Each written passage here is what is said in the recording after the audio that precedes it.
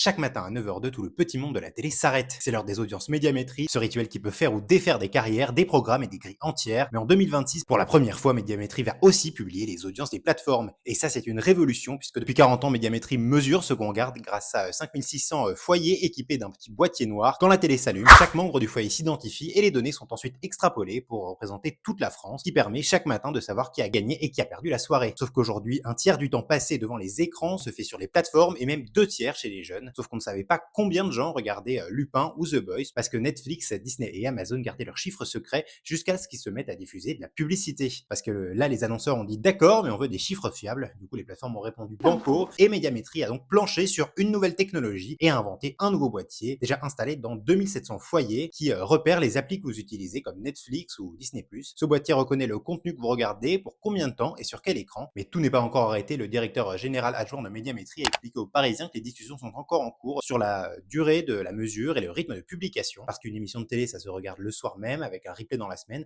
alors qu'une série Netflix peut continuer à être vue pendant des mois. Et c'est cette différence-là qui rend la comparaison un peu plus complexe. Les premières publications publiques ne devraient pas arriver avant début 2026. En Angleterre, Institut Barbe a déjà fait ça. Chaque semaine, il publie le top 50 de tout ce qui est regardé en mélangeant Netflix, Disney et les replays de la télé, donc de la BBC ou de ITV. Et surprise, la télé reste devant. La semaine où Hostage sortait sur Netflix, elle n'était qu'en 12e place. Médiamétrie pourrait donc aller dans le même sens, avec des classements communs entre les plateformes et les chaînes françaises comme TF1+, ou France Télé. Et cette nouvelle mesure, c'est pas juste une question de curiosité, c'est énorme parce que ça change 3 choses. D'abord, pour les régies pub, les audiences de Netflix ou de Prime vont enfin être intégrées comme celles de la télé. Concrètement, ça veut dire que les annonceurs pourront comparer les performances d'un spot diffusé pendant The Voice ou juste avant un épisode de Umbrella Academy, par exemple. Ensuite, sur l'aspect politique, la réforme portée par Rachida Dati partait d'un constat que la télé ne serait plus assez forte face aux plateformes et devrait se réorganiser pour survivre. Mais si les chiffres de Médiamétrie montrent, comme en Angleterre, que la BBC ou ITV reste largement devant Netflix, alors cette idée d'une télévision condamnée à fusionner ou à muter pour continuer à exister paraît beaucoup moins évidente. Et puis sur la bataille culturelle, enfin, le fait d'être évalué comme les chaînes traditionnelles montre que les plateformes ont quitté le statut d'acteurs émergents